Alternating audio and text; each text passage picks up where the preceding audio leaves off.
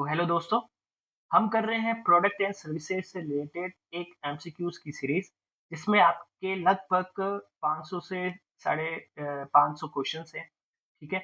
और इसी के साथ साथ हम ऑफिशियल आर्टिकल से रिलेटेड जो भी क्वेश्चंस है वो भी करवा रहे हैं। यदि आपने वो वीडियो नहीं देखा तो आप वो भी वीडियो देख सकते हैं। उसका भी पार्ट सेकंड जो है वो अपलोड हो चुका है, तो आप वो भी देख सकते हैं। और यदि आपको पीडीएफ चाहिए एकदम फ्री, तो आप हमारा टेलीग्राम चैनल है वो ज्वाइन कर सकते हैं, क्योंकि उसमें क्या होता है कि हम यहाँ अपलोड नहीं कर सकते, तो उसने हमने जो है एक टेलीग्राम चैनल बना रखा है जिसमें हम ये जो भी पीडीएफ है वो वहाँ शेयर करते रहते हैं। एकदम फ्री है। यदि आपको उसका लिंक चाहिए तो हमने कमेंट सेक्शन में उसका लिंक डाल रखा है, तो आप वहाँ से ज्वाइन हो सकते हैं। ठीक है। तो आपके जो पहला क्वेश्चन है वो आपके स्क्रीन पर है, तो शुरू करते हैं हमारे पहले क्वेश्चन से। पहला क्वेश्चन आपके, what is the full form of NPS? NPS का एक तरह से फुल फॉर्म क्या है? देखिए, ये जो क्वेश्चन होते हैं बहुत इजी होते हैं, लेकिन हम जो एग्जाम का प्रेशर होता है उसमें ये भी क्वेश्चन गलत हो जाता है। ठीक है। अब जैसे एनपीएस है, तो एनपीएस का हम एक तरह से क्लिक क्या करता है, नेशनल पेंशन स्कीम, लेकिन उसका एक तरह से नेशनल पेंशन स्कीम नहीं होता, ये होता है नेशनल पेंशन सिस्टम। तो ऑप्शन आपके ए राइट हो जाएगा। ठीक है। तो आपको अच्छे से करना है, वो एकदम टिक जो है वो अच्छे से करना है एग्जाम में। ठीक है। फिर चलते हैं नेक्स्ट। नेक्स्ट है, what should be the age of applicant for NPS? अब एक तरह से उनकी एज जो है वो क्या होनी चाहिए एनपीएस का खाता खुलाने के लिए? तो उसका आंसर क्या हो जाएगा? उसका आंसर हो जाएगा 18 टू 70। ये जो एज है, इस एज के बीच आप एनपीएस का खाता खुलवा सकते हैं। तो ऑप्शन आपके क्या हो जाएगा? Option number A is the right answer. फिर चलते हैं नेक्स्ट क्वेश्चन। नेक्स्ट है, choose the correct incorrect option. अब आपके जो ऑप्शन है इसमें से कौन सा इनकरेक्ट है वो आपको बताना है। पहला, tier one account is a pension account and it is mandatory, यानी कि जो आपके टायर खाता वन है वो एक तरह से अनिवार्य है और उसको खाता खुलवाना जरूरी है। दूसरा, tier two is a saving account and is optional. ठीक है। आपके जो टायर टू है एक बचत खाता है और वह एक तरह से आपके ऑप्शनल है। ठीक है। तो ये दोनों ऑप्शन आपके सही है। फिर, those appointed on 114 can open only a tier second account। देखिए, जो आपके एक तरह से टायर टू है अकाउंट जो है आपके 2004 के बाद जो भी है वो केवल टायर टू खुलवा सकते हैं। टायर वन किसके लिए है? एक तरह से पेंशन खाता है, एनपीएस खाता है, वो किसके लिए होता है? गवर्नमेंट सर्वेंट के लिए होता है। तो टायर टू ही आप खुलवा सकते हैं। ठीक है। ये तीनों ऑप्शन आपके एक तरह से सही है, तो आपके करेक्ट आंसर क्या हो जाएगा? करेक्ट आंसर आपके हो जाएगा डी। ठीक है। फिर चलते हैं नेक्स्ट क्वेश्चन। नेक्स्ट है आपके, what is the registration charges for NPS? अब एनपीएस की एक तरह से उसका रजिस्ट्रेशन चार्जेस जो है वो कितना होता है वो आपको बताना है। ठीक है। आपके रजिस्ट्रेशन चार्जेस जो होते हैं 200 प्लस जीएसटी होता है। ठीक है। फिर कंट्रीब्यूशन चार्जेस जो होता है वो 30 प्लस जीएसटी होता है। बाकी सारे चार्जेस जो होते हैं वो 30 प्लस जीएसटी होता है, और जो भी आप विड्रॉल करवाते हैं उसमें 125 प्लस जीएसटी होता है। तो ये आपको पता होना चाहिए। तो यहाँ पर 200 प्लस जीएसटी आएगा, ये लिखा गया नहीं है, मैनुअल टाइपिंग है, तो एरर है यहाँ पर। तो इसका आपका आंसर क्या हो जाएगा? Option number B is the right answer. ठीक है। 200 प्लस जीएसटी, तो इसका ऑप्शन आपके बी करेक्ट आ जाएगा। फिर चलते हैं next. Under NPS what is the minimum contribution at the time of opening a tier one? देखिए, आपको ये पता होना चाहिए ओपनिंग में टायर वन में। हम देखिए यहाँ देखते हैं टायर वन जो है उसके लिए। ठीक है। टायर वन के लिए आपको सबसे पहले जो कंट्रीब्यूशन है, खाता खुलवाना है आपको 500 रुपीज। फिर जैसे आप वो जमा करवाते हैं, जैसे आपके पीपीएफ वाला है उसके जो मल्टीपल एक तरह से 50-50 मल्टीपल होता है, तो इसका मल्टीपल कितना है? इसका एक तरह से 500। ठीक है। 500 जो है एक सारे उसका मल्टीपल होना चाहिए। जैसे पहली बार आपने खाता खुलवा दिया 500 रुपए का, फिर आपको जमा करवाने तो या तो 500 करवा सकते हो या 1000 या 1500 ऐसे। ठीक है। तो ये होता है इसका एक तरह से मल्टीपल ऐसे। फिर अब जैसे मान लीजिए आपने एक बार 500 रुपए का खाता खुलवा दिया लेकिन आप जमा नहीं कर पा रहे, लेकिन तो उसमें क्या होता है, उसमें एक तरह से साल में एक बार उसमें जमा करवाना जरूरी होता है और आपको इतना रुपए ही जमा करवाने, तो वो मिनिमम कितना होता है? मिनिमम आपको 1000 रुपए जमा करवाने इसमें जरूरी होते हैं। तो ये तीनों ऑप्शन आपको क्वेश्चन में पूछे जाते हैं, तो ये आपको तीनों पता होना चाहिए। इसमें पूछ रखा है मिनिमम कंट्रीब्यूशन कितना होता है at the time of account opening, और जितने भी ऑल सब्सिक्वेंट ट्रांजेक्शन जो होते हैं उसका पूछ रखा है, तो इसका ऑप्शन आपके आ जाएगा ऑप्शन नंबर ए। ठीक है। फिर चलते हैं next question. Under NPS what is the minimum contribution per year for tier one? आप देखिए, इसमें मिनिमम कंट्रीब्यूशन पूछा है। आपके अकाउंट ओपनिंग और सब्सिक्वेंट जो भी है आपके वो 500 है एनपीएस टायर वन में, और आपकी जो मिनिमम कंट्रीब्यूशन है वो आपके कितने रुपीज है? वो आपके है 1000 रुपीज। ऑप्शन आपकी क्या आ जाएगा? Option number A is the right answer. ठीक है। फिर चलते हैं नेक्स्ट क्वेश्चन। नेक्स्ट है, under NPS what is the minimum number of contribution in a year for tier one? अब जो आपके एनपीएस है उसमें एक तरह से टायर 1 में एक तरह से नंबर ऑफ कंट्रीब्यूशन जो आपकी संख्या है उसकी कंट्रीब्यूशन को एक ज़रूरी होना चाहिए। तो क्या है उसकी संख्या 10 है, 1 है, 30 है या फिर कोई नहीं है। उसकी कोई एक तरह से कंट्रीब्यूशन करने की ज़रूरत ही नहीं होती। तो कंट्रीब्यूशन करना ज़रूरी है और वो कितनी बार? एक बार करना ज़रूरी है। साल में एक बार कंट्रीब्यूशन करना ज़रूरी है। ठीक है? तो इसका आंसर आपके हो जाएगा बी। फिर चलते हैं next. Under NPS what is the minimum contribution at the time of opening of tyre 2 account? अब इसमें ऐसे बोल रखा है आप टायर 2 का अकाउंट खुलवाते हो एनपीएस के अंदर, तो उसकी कंट्रीब्यूशन कितने हैं? देखिए ओपनिंग के वक्त आपके लेते हैं उसमें 1000 रुपीज, ठीक है। फिर जो मल्टीपल होता है एक तरह से जितने भी मल्टीपल होता है वो कितना होता है? वो आपके एक तरह से 250 रुपये, ठीक है। ये पर ईयर के होते हैं और सब्सिक्वेंट भी एक तरह से आप उसको ही मान सकते हो, ठीक है। ये हो जाता है आपकी एक तरह से उसमें आपके एक तरह से कंट्रीब्यूशन मिनिमम कंट्रीब्यूशन नहीं होता, एक तरह से सब्सिक्वेंट है वो आपके 250 के मल्टीपल होते हैं। मिनिमम कंट्रीब्यूशन इसमें होता नहीं, जैसे कि आपके टायर 1 में 1000 रुपीज़ थे, इसमें ऐसा कुछ होता नहीं, इसमें मल्टीपल आपके 250 होते हैं, उसमें 500 थे, ये आपको पता होना चाहिए। इसमें आपको पूछ रखा है minimum contribution at the time of opening बताना है, तो इसका आपका आंसर हो जाएगा ऑप्शन नंबर ए यानी कि 1000 रुपीज़। फिर चलते हैं next. What is the full form of PFRDA? ये क्वेश्चन बहुत ज्यादा इंपॉर्टेंट है क्योंकि बहुत बार पूछा जाता है। ऑप्शंस आपके देखिए, pension fund regular and development authority, ये आपके गलत हो जाएगा। फिर pension fund regular and development authority, ये भी आपके गलत हो जाएगा। करेक्ट क्या है? Pension fund regulatory and development authority, ये आपके करेक्ट हो जाएगा। ऑप्शन नंबर बी इसका राइट आंसर हो जाएगा। फिर चलते हैं नेक्स्ट। नेक्स्ट है what is the full form of ECS? ECS का फुल फॉर्म क्या आपने देखा होगा? ईसीएस करते हैं आरडी का खाता आपके जो भी है दूसरे बैंक अकाउंट में जाता है वो इस सेवा से जाता है, ठीक है। और दूसरा दूसरा आपके जैसे आपके जो मंथली इन्वेस्टमेंट जो भी होते हैं पेमेंट एक खाते से दूसरे खाते में जो जाता है वो एक तरह से यही प्रोसेस यूज करता है, ठीक है। तो आपके इसका आपके फुल फॉर्म बताना है। पहला है आपके इलेक्ट्रॉनिक क्लियरेंस सर्विसेज, ये आपके गलत हो जाएगा। दूसरा आपके इलेक्ट्रॉनिक्स क्लियरेंस सर्विस, ये भी आपके गलत हो जाएगा। तीसरा है इलेक्ट्रॉनिक क्लियरेंस सर्विस, आपके ये क्या है? ये आपके एक तरह से सही ऑप्शन है। तो करेक्ट आंसर क्या हो जाएगा? आंसर नंबर सी इसका राइट आंसर हो जाएगा। फिर चलते हैं नेक्स्ट क्वेश्चन। नेक्स्ट है when and where was the ECS scheme launch? अब ये भी क्वेश्चन कभी कभी पूछा जाता है, आपके ईसीएस की शुरुआत कहाँ हुई थी और कब हुई थी, ये बताना है आपको। तो इसका करेक्ट आंसर है आपकी 9 अगस्त 2003 मुंबई में इसकी शुरुआत हुई थी, ठीक है। पायलट बेसिस पे इसको किया था सबसे पहले। और उसके अंदर क्या होता? उसके अंदर एक तरह से मंथली इन्वेस्टमेंट स्कीम जो है आपके मंथली इनकम स्कीम, उसका जो आपके मंथली इंटरेस्ट आता है उसका एक तरह से पेमेंट जो दे रहे थे वो इस माध्यम से दे रहे थे, ठीक है। पहले इसकी शुरुआत 9 अगस्त 2003 को हुई मुंबई में, ठीक है। तो आपके ऑप्शन क्या हो जाएगा? Option number A is the right answer. फिर चलते हैं नेक्स्ट क्वेश्चन। नेक्स्ट है आपके presently ECS service is available in Department of Post at 15 RBI and 21 RBI locations, sorry 21 SBI location. तो ये कथन सही है कि नहीं है ये आपको बताना है। तो प्रेजेंटली जो है आपके ECS सर्विस जो है एक तरह से 15 RBI जो है आपके लोकेशंस और 21 SBI लोकेशंस में एक तरह से विद्यमान है, मौजूद है। तो ये आपकी एकदम सही बात है, ठीक है। तो इसका आंसर आपकी हो जाएगा ट्रू। फिर चलते हैं नेक्स्ट। नेक्स्ट है commemorative stamps are printed in limited quantity. अब ये कौन से स्टैम्प होते हैं? देखिए एक तो डेफिनेटिव स्टैम्प होते हैं, एक है कॉमोरेटिव स्टैम्प्स होते हैं। अब इन दोनों में फर्क क्या होता है? देखिए डेफिनेटिव स्टैम्प एक तरह से जो आप रेगुलर यूज करते हैं वो स्टैम्प होते हैं, डे बाय डे यूज होते हैं, तो उनका आपके डेफिनेशन यही है, डे बाय डे यूसेज जो होते हैं वो डेफिनेटिव स्टैम्प होते हैं। कॉमोरेटिव जो होते हैं वो एक तरह से उसको लिमिटेड में किया जाता है, जैसे मान लीजिए अभी कुछ राम मंदिर बन रहा है तो उसके ऊपर प्रिंट किया जाएगा तो वो कॉमोरेटिव के हिसाब से किया जाएगा। अब जैसे मान लीजिए ये अभी युद्ध हुआ है ईरान से और यूएसए का, तो क्या पता है डोनाल्ड ट्रम्प का एक तरह से उसकी भी स्टाम्प निकाल दे। तो वो एक तरह से हम एग्जाम उसको याद करने के तरीके से बता रहे हैं, निकाले नहीं निकाले वो अलग बात है। लेकिन आप उसको ऐसे याद कीजिए जो कोई इंपॉर्टेंट आपके इवेंट्स हो गए उसके ऊपर कुछ एक तरह से उसको याद करने के लिए स्टाम्प्स बनाए जाते हैं और कुछ क्वांटिटी में, जैसे उसके होते हैं 500 स्टाम्प, 1000 या फिर मैक्सिमम आपके 5000, तो इससे ज्यादा होते नहीं, ठीक है। ये क्वांटिटीज इसकी लिमिटेड होती है तो ये आपको पता होना चाहिए, ठीक है। तो इसका आंसर क्या हो जाएगा? इसका आंसर आपकी हो जाएगा ट्रू। आपको कॉमोरेटिव स्टाम्प्स का भी बता दिया मैंने, डेफिनेट स्टाम्प का भी बता दिया।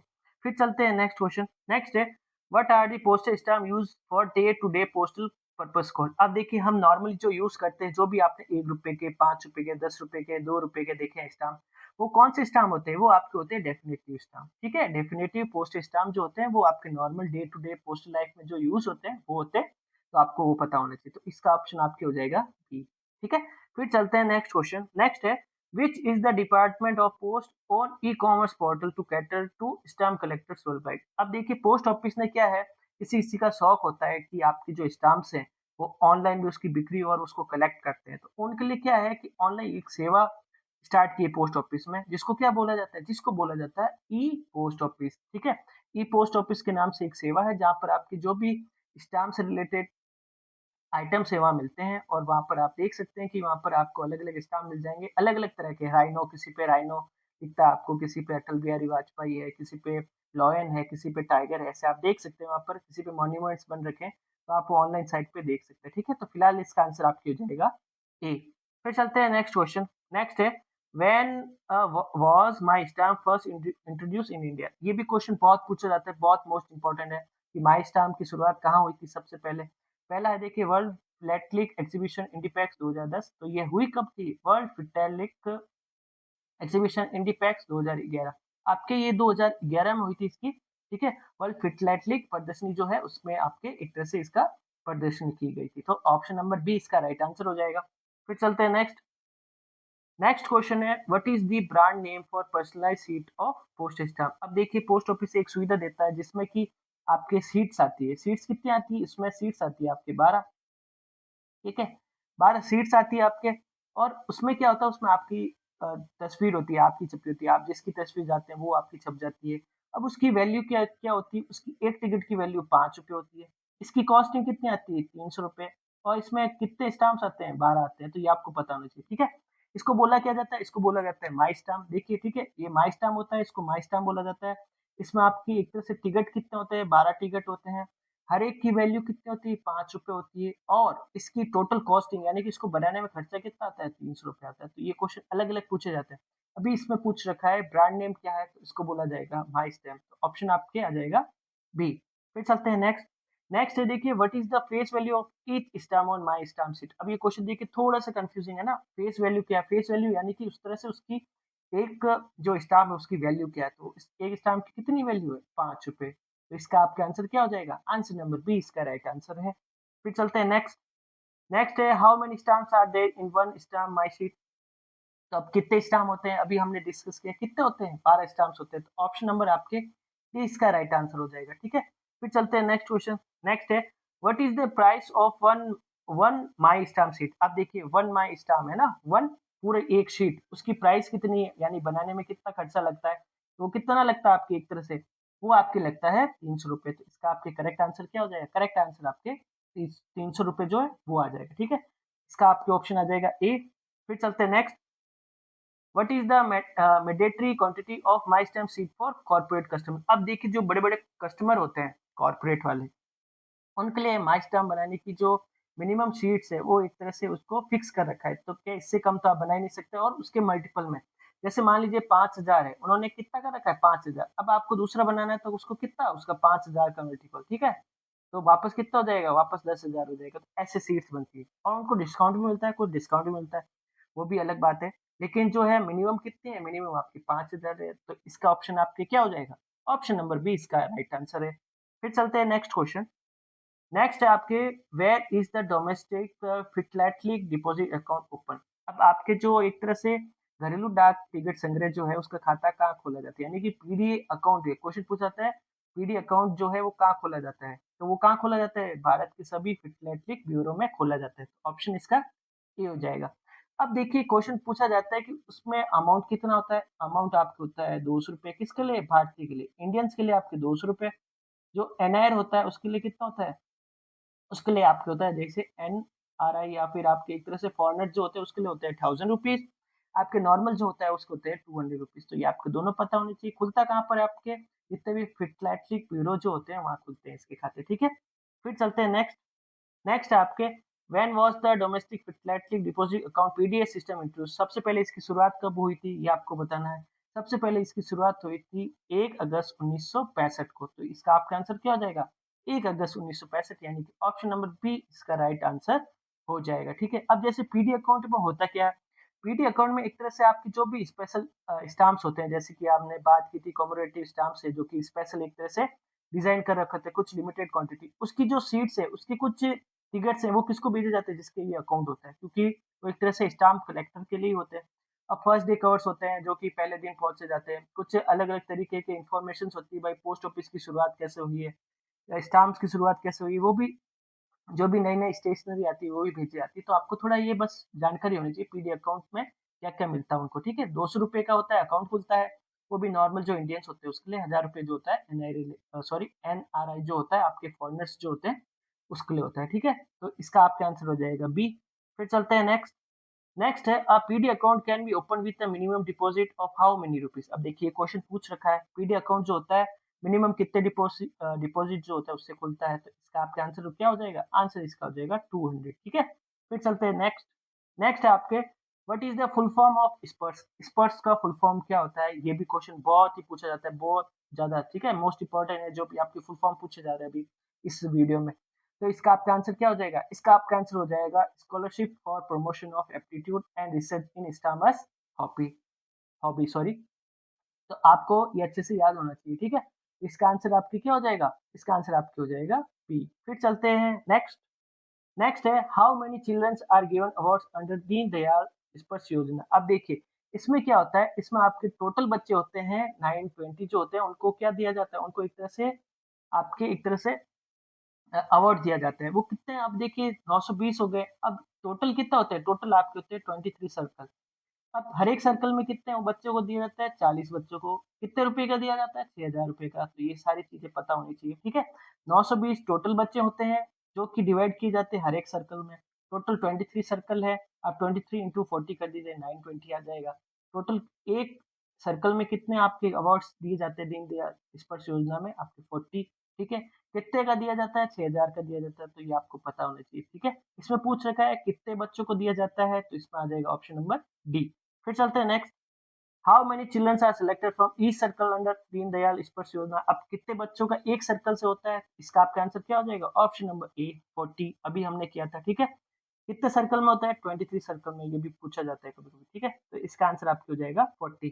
फिर चलते हैं student of which classes are selected under the Deendayal Sparsh Yojana. अब जो कौन सी कक्षा जो है उसके जो स्टूडेंट है या छात्र है जो कि सिलेक्ट होते हैं, तो ये कौन सी कक्षा के होते हैं, आपके 6 to 9 जो होते हैं स्टूडेंट, उनको एक तरह से ये स्कॉलरशिप मिलती है। कितने की मिलती है, 6000 की, ठीक है। कितने बच्चों को होता है, 920 आपके, ठीक है। और टोटल सर्कल होते हैं 23, एक सर्कल को कितने मिलते हैं, 40, सॉरी 40 जो बच्चे होते हैं उनको एक सर्कल में मिलते हैं। तो इसका आपका आंसर हो जाएगा ऑप्शन नंबर बी। फिर चलते हैं नेक्स्ट। नेक्स्ट है how much scholarship per year is given under the Deendayal Sparsh योजना। कितनी स्कॉलरशिप मिलती है आपके दीनदयाल स्पर्श योजना के तहत, आपके 6000 रुपये मिलते हैं। ऑप्शन आपके आ जाएगा ऑप्शन बी। फिर चलते हैं नेक्स्ट। नेक्स्ट क्वेश्चन है which mutual fund are available at the post office. अब कौन सा जो फंड है एक तरह से पोस्ट ऑफिस में अभी अभी उपलब्ध है, कौन सा फंड है, एक ही फंड है, वो है आपके यूटीआई। ये आपको पता होना चाहिए, ठीक है। इसमें एनआईएसएम जो आपके सर्टिफिकेट होते हैं वो एक तरह से इसमें काम करते हैं। कहीं कहीं ये अभी लागू है, 2016 के आसपास कोई आर्टिकल आया था, क्योंकि आपको इतना ध्यान नहीं देना है। म्यूचुअल फंड से रिलेटेड कोई भी क्वेश्चन आए, कौन एक संस्था है जो यूज करती है, वो आपके यूटीआई वाली उसमें आती है, एक यही क्वेश्चन पूछा जाता है, ठीक है। तो ये कुछ क्वेश्चंस है जो कि आपके एग्जाम में आने लायक है, वो हमने करवाए हैं। आपको पीडीएफ चाहिए, आप हमारे टेलीग्राम चैनल पर ज्वाइन कर सकते हैं, एकदम फ्री है। और अपने फ्रेंड्स के साथ जरूर शेयर करें, ये मोस्ट इंपॉर्टेंट है। जैसे आपके क्वेश्चन होते हैं वैसे वैसे मोस्ट इंपॉर्टेंट है अपने फ्रेंड सर्कल के साथ ये वीडियो जो है वो भी शेयर करें। दूसरे वीडियो से उसका भी लिंक भेजें, और साथ ही साथ जो आपके टेलीग्राम चैनल है उसका लिंक भी जरूर भेजें, ठीक है। तो आज के लिए इतना ही। Thank you so much.